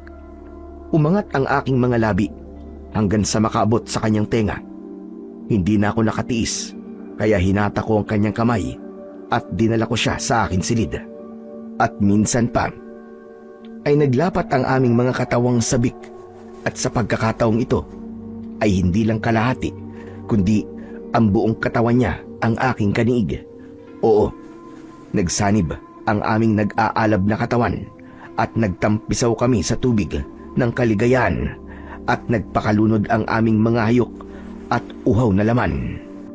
Nagpakasaya kami ng gusto na parabang yun na ang huling araw ng aming buhay dahil magugunaw na ang mundo kinabukasan. Pero nakakapagod din pala ang magpakasasa sa kaligayahan dahil makailang beses kaming umakyat at nakarating sa ikapitong langit. Halos maubos ang aming lakas, kaya naman nakatulog kami ng mahimbing. 8:00 pasado na ng gabi nang ako'y magising. Pero si Lukring ay mahimbing pa rin natutulog. Tumayo ako at nagpunta sa banyo para maligo. At nang mga sandaling yon ay dumating si tatay. Lasing siya dahil nakipag-inuman siya sa kanyang kumpare. Napansin niyang nakabukas ang aking silid, kaya pumasok siya at laking gulat niya nang makita niyang nakahiga sa kama si Lukring at walang saplot sa katawan. Anong ibig sabihin nito? Bakit natutulog ng hubot-tubad dito si Lukring? Susantissima. Ang sexy. Nanggigigil ako. Masarap na pulutan ito. Kahit walang alak. At dahil sa espiritu ng alak, ay hindi nakapagpigil si tatay. Sinisid agad niya ang 2 malulusog na dibdib ni Lukring, kaya naalimpungatan siya. Pero nanatili siyang nakapikit dahil antok pa rin siya. Pero hindi siya pumalag at nagpaubaya na lang sa pag-aakalang ako ang humahalik sa kanya. Ano ba? Ano ba, Temyong? Huwag mo naman ako masyadong panggigilan. Tuloy-tuloy lang si tatay sa kanyang ginagawa na parabang walang naririnig. Grabe ka naman sumibasib. Para ka mauubusan. Pero sige, bahala ka. Hindi ko babasagin ang trip mo. Bumaba ng bumaba ang ulo ni tatay hanggang makarating doon. At yun naman ang kanyang pinanggigilan. Temyong, ano ba? Dahan-dahan naman. Ilang beses mo nang ginawa yan pero gutom na gutom ka pa rin. Gigil na gigil talaga si tatay at sa kanyang panggigigil ay nakagat niya ang bagay na yon. Aray, ano ba? Bakit mo kinagat? Naantala si tatay sa kanyang ginagawa dahil biglang bumangon si Lukring at nagulat siya nang makita niya si tatay at tinakpan niya ng kumot ang kanyang hubad na katawan. Ikaw pala yung matanda ka. Daig mo pa ang asong ulol na hayok sa laman. Bakit akong sinisisi mo? Nadatnang kitang nakabuyang yan eh. Siyempre, hindi ako tatanggi sa grasya at baka mabulag pa ako. At sa lahat ng ayoko, ay yung nabibitin ako. Dahil na siguro sa labis na kalasingan, ay naging marahas si tatay. Hinatak niya ang kumot na nakatakip sa katawan ni Lukring, kaya nasilayan niya uli ang hubad na katawan na kanyang pinanggigigilan. Bastos ka talagang matanda ka! Hayop ka! Di bastos na kung bastos. Sinunggaban ni tatay si Lukring at minsan pa ay pinanggigilan niya ito. Nagpupumiglas naman ang dalaga at sumigaw pa ito na nakatawag sa akin ng pansin habang ako'y naliligo. Nagkataon namang may sabon pa ang aking ulo at katawan, kaya dali-dali akong nagbuhos at nagbanlaw. Masyadong naging mabilis ang pangyayari, kaya biglang nagbagong anyo si Lukring. Nahati ang kanyang katawan at siya ay naging isang manananggal. Nagbago rin ng anyo si tatay bilang isang kabayo at naging tikbalang, at silang dalawa ay naglaban. Kung tutusin ay mas malakas si tatay, pero hindi nawala ang epekto sa kanya ng alak kahit pa siya ay nagbago na ng anyo. Masikip sa loob ng bahay kaya sa labas sila nagpatuloy ng pakikipaglaban. At nang makalabas ako ng banyo, pinanood ko sila. Agilid si tatay dahil ilang beses siyang natumba dahil sa kalasingan. Nakita kong duguan ng kanyang leeg at katawan dahil sa kalmot ni Lukring. Mahaba kasi ang kanyang mga kuko. Tama na yan! Magsitigil kayo! Lukring, maawa ka sa tatay ko! Huwag kang makialam dito. At lalong huwag kang magmamakaawa sa kanya. Pasensya ka na, Temyong. Hindi kita mapagbibigyan. Kailangan kong ipagtanggol ang aking sarili. Pareho silang palaban at ayaw magpaawat Kaya wala akong ibang nagawa kundi ang manood.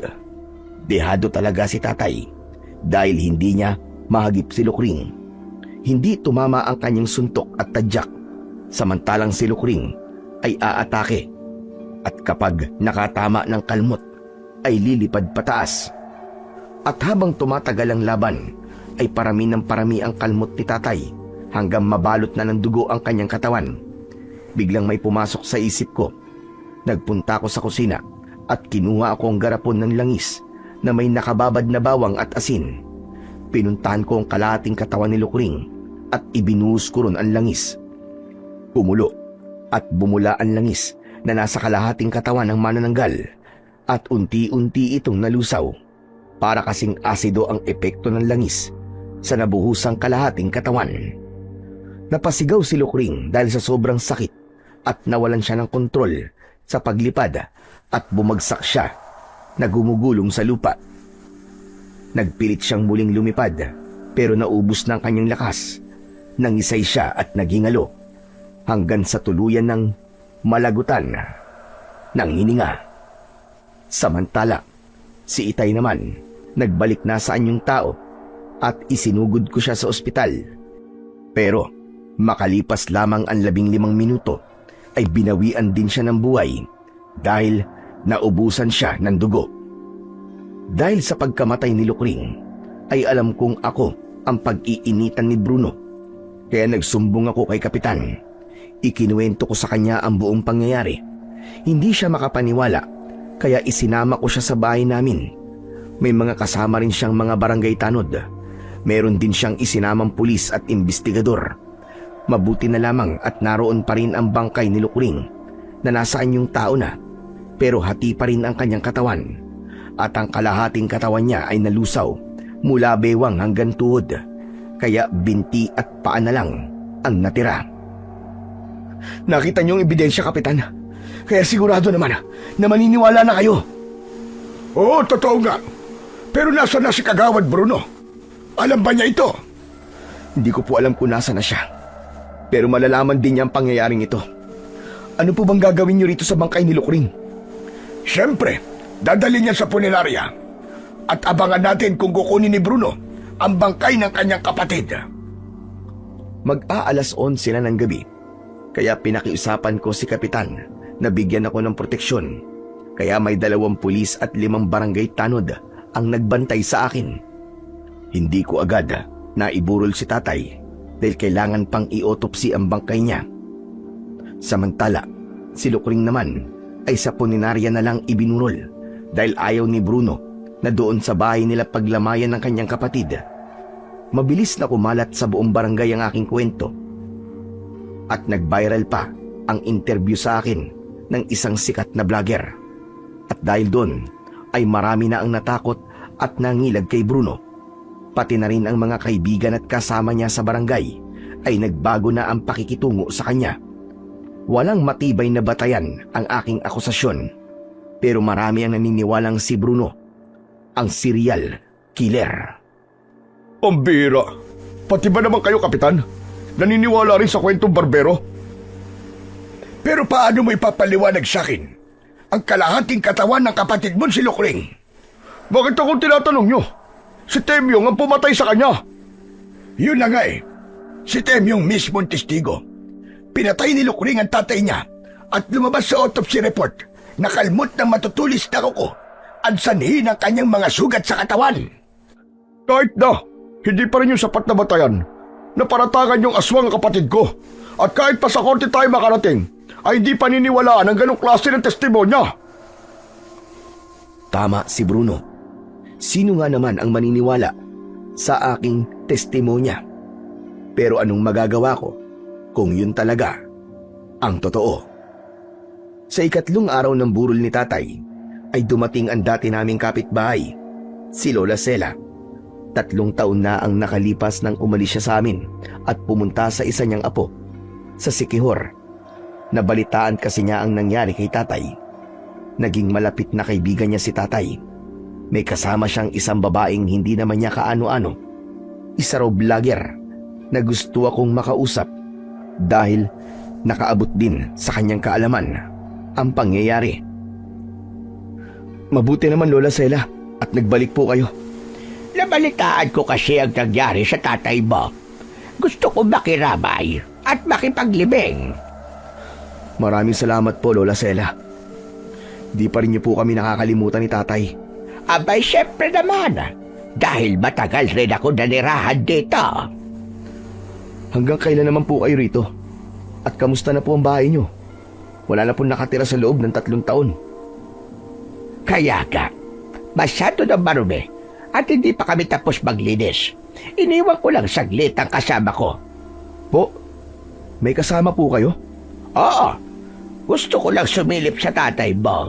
Pero babalik uli ako rito mamayang gabi at isasama ko yung sinasabi ko sa yung vlogger.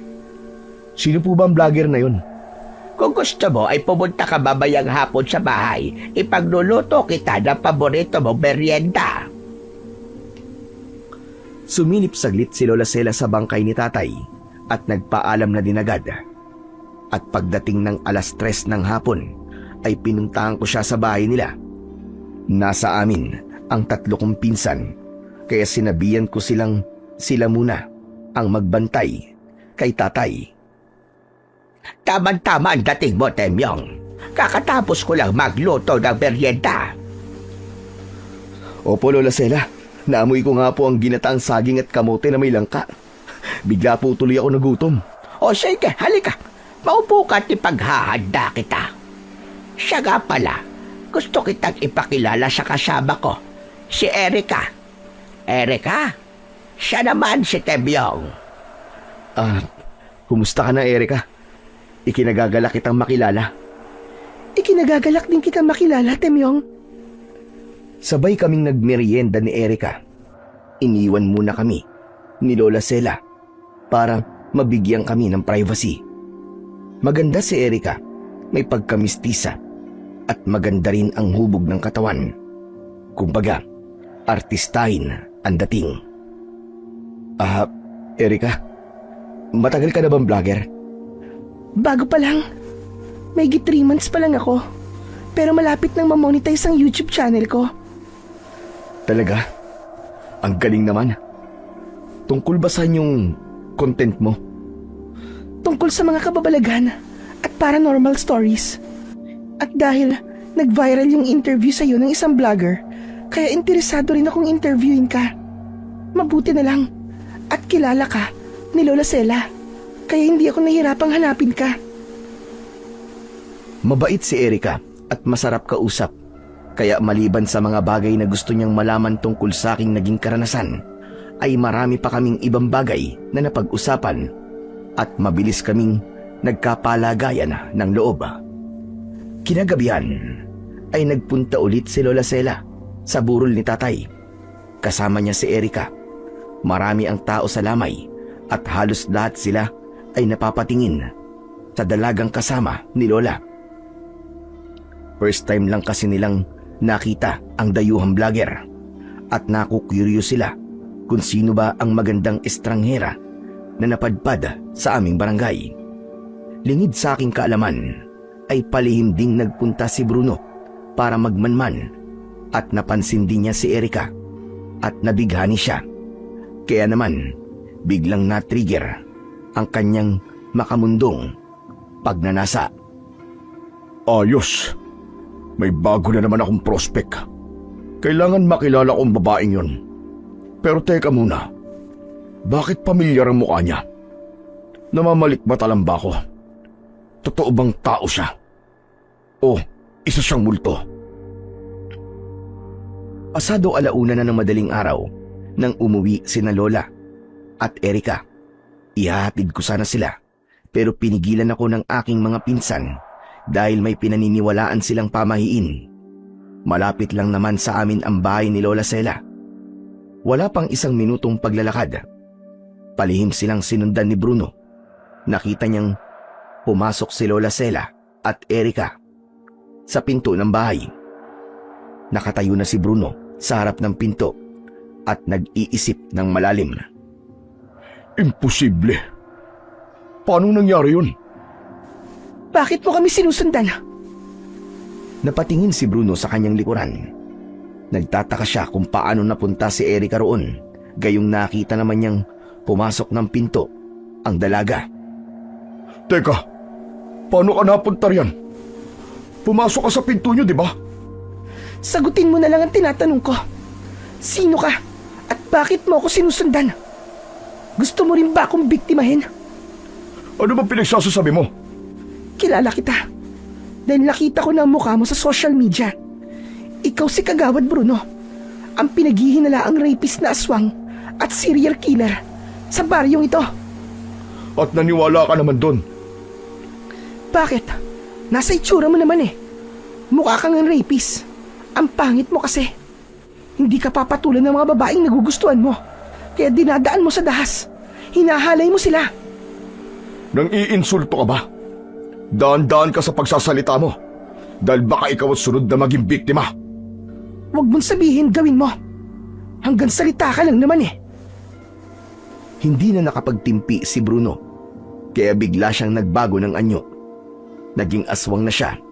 Malaki at maitim ang kanyang katawan. Nakakatakot ang itsura niya. Nanlilisik ang pulang mata at mahahaba at matutulis ang kanyang pangil. Mahaba rin ang kanyang kuko. Pero hindi man lang naalarma si Erica at wala siyang naramdamang kahit na anong konting takot. Magaling. Kaya totoo nga. Ikaw nga ang serial killer. Wow naman. Takot na takot ako sa'yo. Wag po. Maawa na po kayo. Wag niyo po akong sasaktan. O ano? Kala mo natatakot ako sa'yo? Gunggong! Nang iinsulto ka ba? Hindi ka ba natatakot sa akin? Mas nakakatakot ka sa anyong tao mo. Dahil mas nakakatakot ang kapangitan mo kaysa sa pagiging aswang mo. Ah, ganon. Humanda ka dahil pagbabayaran mo ang iyong pagiging lapastangan. Akma na sanang kakalmutin ni Bruno si Erica, pero may sinambit na salitang Latin si Erica. Isang salita na may halong salamangka, kaya biglang natigilan si Bruno. Parang napako siya sa kanyang kinatatayuan at hindi siya makakilos. Walang hiya ka! Anong ginawa mo sa akin? Bakit di ko maigalaw ang aking mga paa at kamay? Ginamitan mo ba ako ng mahika? Oo, ginamitan kita ng mahika. Dahil isa akong babaylan. At bukod doon, isa rin akong halimaw na katulad mo. Kaya humanda ka! Sa isang iglap ay biglang naputol ang katawan ni Erica at siya ay naging isang manananggal. Imposible! Isa kang manananggal!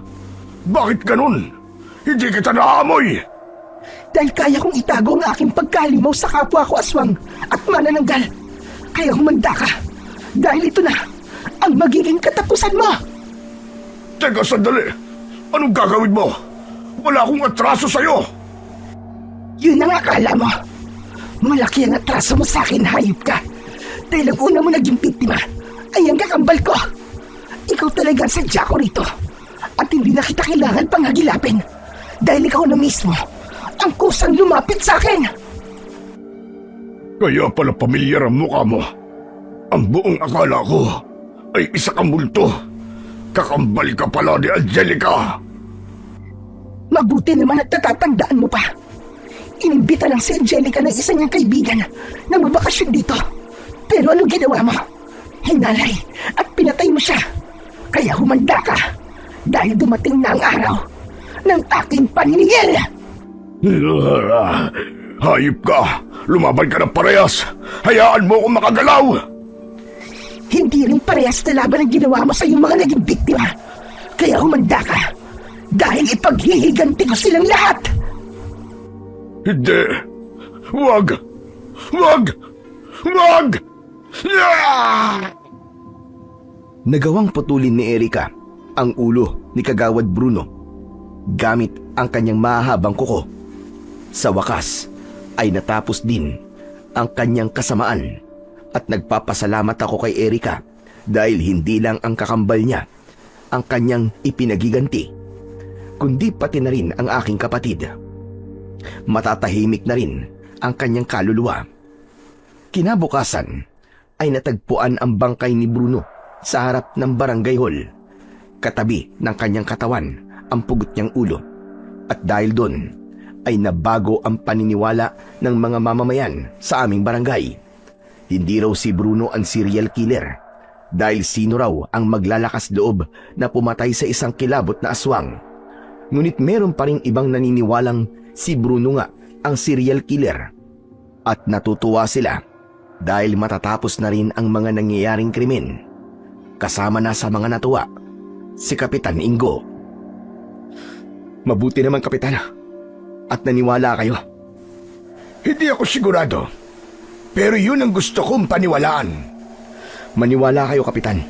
Dahil nakita ko mismo si Kagawad Bruno, ang aswang. Sana nga, Temyong. Sana nga'y tama ka. Upang nang sa ganun ay matapos na ang mga nangyayaring krimen dito sa ating baryo. Makalipas ang ilang araw, ay inilibing na si tatay at kinabukasan ay sabay namang inilibing sina Bruno at Lukring. Sa wakas ay matatahimik na rin ang aming barangay. Pero sa kabila ng lahat ay mananatili pa rin ang katanungang sino ang pumaslang kay Kagawad Bruno. Lumipas pa ang ilang araw ay nanatili si Erika sa aming lugar. Madalas kaming magkwentuhan, kaya naman naging malapit kami sa isa't isa. Unti-unting nahulog ang loob ko sa kanya, pero pinipigilan ko ang aking sarili. Hanggang sa sumapit ang kabilugan ng buwan, 12:30 na ng madaling araw. Pinuntahan ako ni Lola Sela. Oh, Lola Sela, ano po sadya nyo? 10 oras na po ng gabi. Nawawala kasi si Erika. Ho? Nawawala? Ano pong ibig nyo sabihin? Magkasabay kaming naghapunan. Una siyang nakatulog at natulog na rin ako. Tapos nagising ako pasado 11:00. Napansin kong nakabukas ang silid ni Erika at wala siya roon. Inisip kong baka meron lang siyang pinuntahan. Pero makalipas ang 1 oras ay hindi pa rin siya nagbabalik. Nag-aalala na ako sa kanya, Temyong. Ganun po ba? Sige po, Lola Sela. Dito po muna kayo. Hahanapin ko lang po siya. Nako, maraming salamat sa iyo, Temyong. Lumabas ako ng bahay para hanapin si Erika. Maliwanag naman ang bilog na buwan, kaya maliwanag din sa paligid. Sumaglit ako sa bahay ni Lola Sela at walang tao sa loob. Lumabas ako sa likod ng bahay at laking gulat ko dahil may nakita kong kalahating katawan sa tabi ng malaking puno. Bigla kong kinabahan at kahit natatakot ako ay nilapitan ko pa rin ang putol na katawan. At napaisip ako, kaninong katawan ito? Kay Erika ba? Isa rin ba siyang manananggal? Bigla ko tuloy naalala si Lukring at kung ano-anong pumasok sa isip ko. Hinubad ko ang palda ng putol na katawan at tumambad sa akin ang mapuputing mga hita.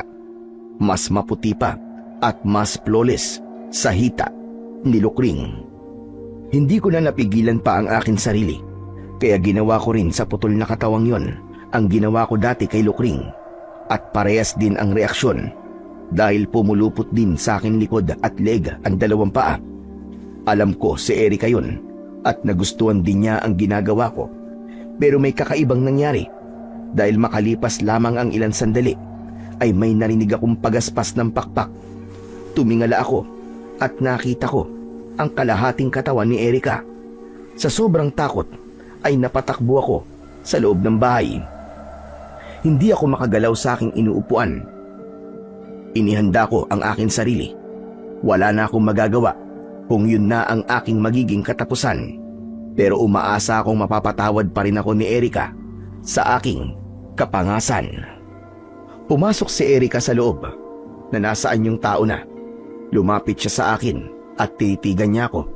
At laking gulat ko dahil bigla niya akong hinalikan sa labi. Mainit at maalab ang kanyang halik, kaya lalo ko pang ipinagdiinan ang aking labi. Pareho kaming nagpatianod sa agos ng aming nananabik na katawan at damdamin. Kaya naman makalipas lamang ang ilang minuto ay nasa kama na kami at parehong walang saplot ang katawan. Pinagsaluhan namin ang init ng gabi at sabay kaming naglakbay hanggang sa kami ay makarating sa pinakatuktok ng langit. Kinabukasan, maaga akong umuwi at nakita kong natutulog sa sopa si Lola Sela. Hinintay ko na lang siyang magising at nag-imbento na lang ako ng istorya. At pagkatapos namin magkape at kumain ng pandesal, ay umuwi na siya. 2 araw pa uli ang lumipas. Nagpaalam na sina Lola Sela at Erika. Babalik na raw sila sa Siquijor. Iiwan mo na ako, Erika? I'm sorry, Temyong, pero kailangan ko nang umalis dahil matagal nang tapos ang aking misyon. Pero paano tayo? Baliwala ba sa'yo na magitan sa atin? Aswang ako at tao ka. Hindi tayo bagay.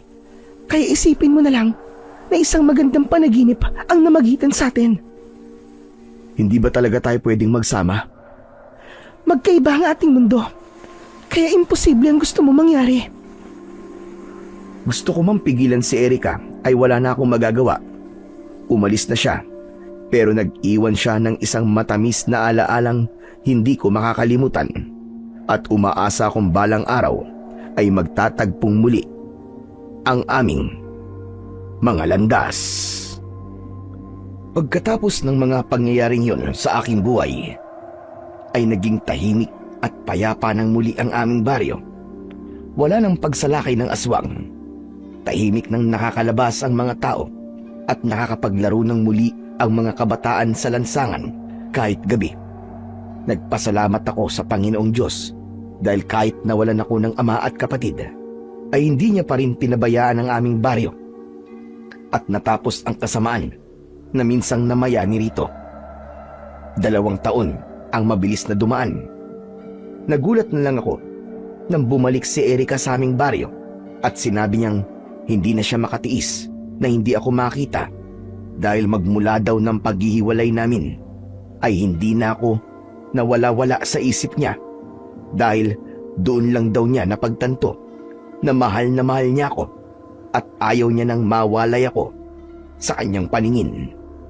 Agad ko siyang hinalikan at sinabi ko rin sa kanya na kahit kailan ay hinding-hindi na kami magkakahiwalay at bubuo kami ng isang masayang pamilya na puno ng pagmamahalan sa isa't isa.